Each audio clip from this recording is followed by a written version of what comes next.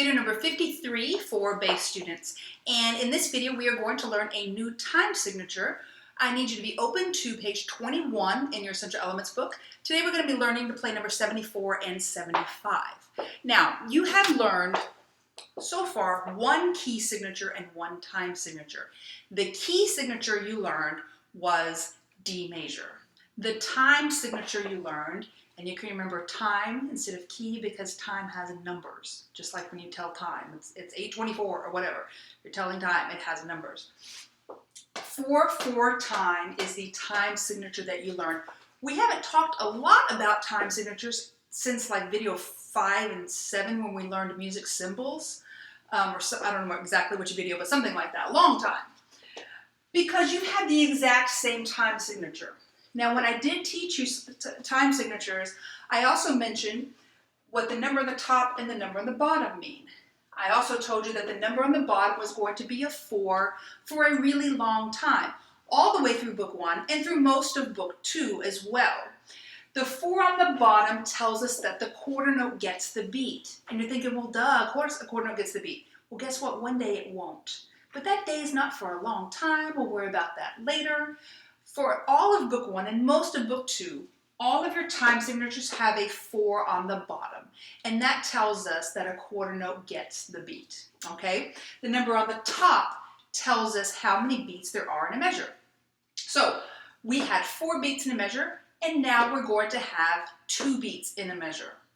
There is another time signature, 3/4 time, that we're going to learn soon. I'll talk about that in just a moment. What we're doing today is 2/4 time. So the main difference for you, instead of counting 1-te, 2-te, 3-te, 4-te, you're not going to count 1-te, 2-te, 1-te, 2-te, 1-te, 2-te. So it's like, why do we have to have a difference? Everything else is the same.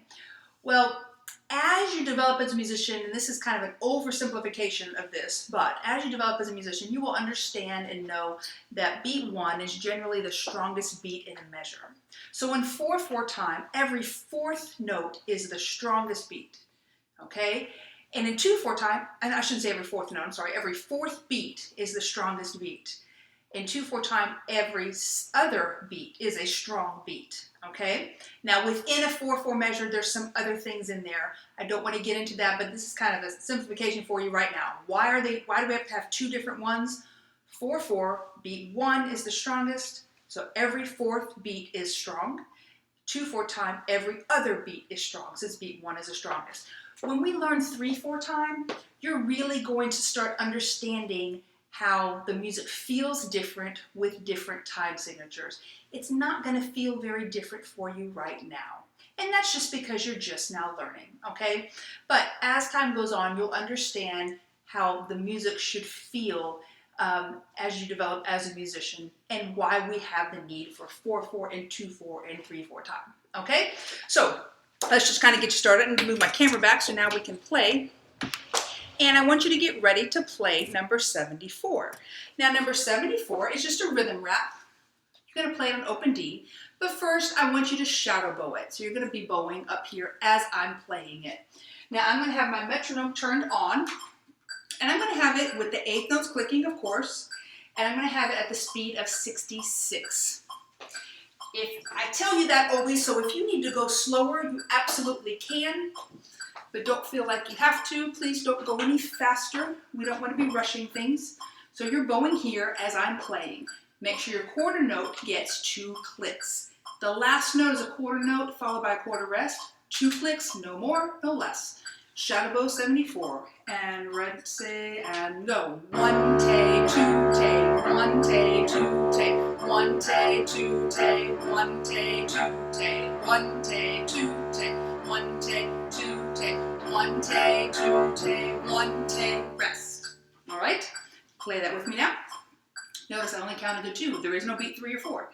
Ready, and go. 1-te, 2-te, 1-te, 2-te, 1-te, 2-te, 1-te, 2-te, 1-te, 2-te, 1-te, 2-te, 1-te, 2-te, 1-te, rest.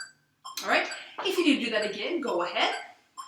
I am going to now move the metronome down to the speed of 60 because number 75 can be a little bit tricky.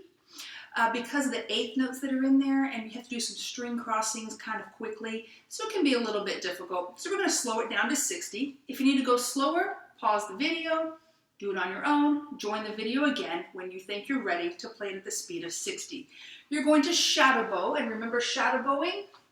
You're going to actually do the fingers now too. The rhythm in 75 is the same as the rhythm of 74. But now we're going to have notes now. So you're going to be moving your fingers based on what notes are on the page. Okay, shadow bow. Number 75, I'm going to play, you're going to shadow bow. And 1, tay, 2, tay, 75, and go. D, D and F sharp.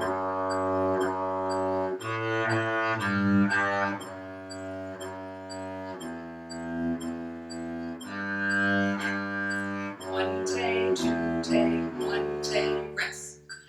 Now play with me. If you need to pause and practice measure 3 and 4, not a bad idea. And maybe practice the last 2 measures, that's a good thing also. Play with me now. 1 tay, 2 tay, 75, and go. D, D and F sharp.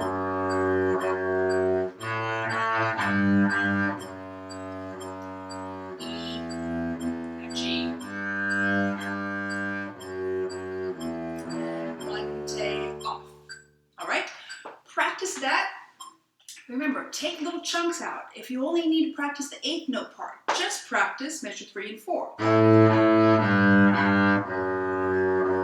Until you can't miss it. And then try it again from the beginning. Okay? Do that with all of your songs. Don't always start at the beginning. It's a waste of time. You want to be efficient with your practicing because you'll get a whole lot further that way. Practice till you can't get it wrong, and then practice some more to make things better, such as a better tone. Maybe you're better in tune. Maybe you're pressing in harder here and getting a better sound. Maybe you've got a better bow hold, a straighter bow, not hitting 2 strings, all of those things. So don't just practice till you're not missing notes. Practice till you sound good on all of those notes that you're getting right.